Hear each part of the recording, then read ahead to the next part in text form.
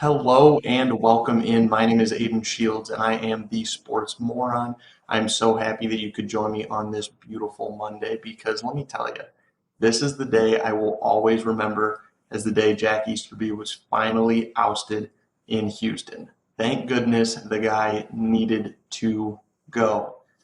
Now, if you don't know who Jack Easterby is, he most recently served as the Houston Texans Executive Vice President of Football Operations. Now, typically when somebody has a role like that in an NFL franchise, they played in the NFL, they coached in the NFL, or they played or coached in college.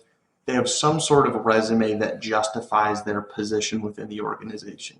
Jack Easterby managed to do that with having zero qualifications or knowledge of the sport, essentially that he became the vice president of football operations for. So it was a pretty interesting journey on how he finagled his way in here and how once he got the job, he completely and utterly shit the bed because he has no qualifications. So of fucking course he shit the bed. What did we expect? So, if you don't know his full resume, he served as the character coach for the South Carolina College, the Gamecocks, and he was there for 5 or 6 years from about '05 to 2010, 2011-ish. And like I said, he served as the character coach. So what does that mean? Well, he helped players develop their personal and professional and potentially like their academic skill sets as well. And he didn't really coach them in terms of on the field performance or things like that. He was then recommended to the Kansas City Chiefs by their kicker at the time, Ryan Suckup, and he served for the Kansas City Chiefs in a role as their chaplain, so a religious official. Then he moved on from the chaplain of the Kansas City Chiefs and he went over to the Patriots so that he could kind of help with the Aaron Hernandez situation, and he led like Bible studies and things like that over in New England. And then the Texans, who are owned by the McNair family, which is a family that is very Christian, same kind of ideological beliefs as Easterby, they go, hey, this is a match made in heaven because we're both, really religious people. We share the same ideology. Let's come together and we'll just promote you to the highest level that we think you can perform at. Which it didn't work well because religion has nothing to do with your ability to run an NFL franchise. Sorry, there's no correlation there. So he comes in, and in his tenure as the executive vice president of football operations, he led the Texans to a 19-34-1 record. They only had one winning season, which was his first season, where he had technically a different job title and role. He wasn't quite so hands-on in terms of like the personnel and everything like that. Texans went 10-6 in that year. That was 2019. Then in 2020, they went 4-12, 2021, 4-13. And to start this year before he was fired, they went 1-3-1. In his tenure as well, they brought in head coach David Culley, who, in I think everybody's opinion, kind of overperformed for the state of the current Texans roster at that time. And he led the Texans to a 4-13 record, which was much better than I think anybody really had expectations for.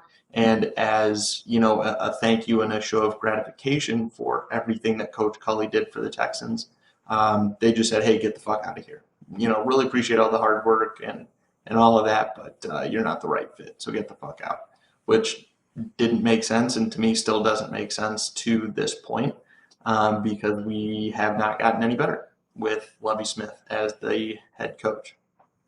Also, under Jack Easterby's watch, we traded away DeAndre Hopkins for a loose handshake and a half a bag of deflated college footballs. So I think it was maybe the worst trade potentially in NFL history. In return for trading DeAndre Hopkins to the Arizona Cardinals, the Houston Texans received some late round draft pick compensation, and they also received David Johnson, a running back who at that point I believe had played 5 to 6 years in the NFL And of those 5 to 6 years in the NFL, he had one good season, which was his rookie season, and then was plagued with injuries and poor performance, fumbling issues, things like that over the next 4 to 5 seasons. So typically, when an NFL team trades away a top receiver, and at this point in DeAndre Hopkins' career, my personal opinion is that he was the best wide receiver in the NFL at that point.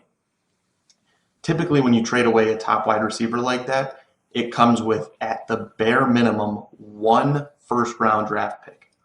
Bare minimum. Think about what Hollywood Brown went for, AJ Brown went for. Guys like that just get traded away for high draft picks. That's just what happens. The Texans said, why would we trade away one of our best players to get something in return when we could just literally get nothing for DeAndre Hopkins? And Jack Easterby had a direct hand in that trade. He was overseeing player personnel, salary cap, and roster management at the time that DeAndre Hopkins got traded, and he was in conjunction with Bill O'Brien getting that deal done. And it was by far, I think, one of the worst trades in NFL history.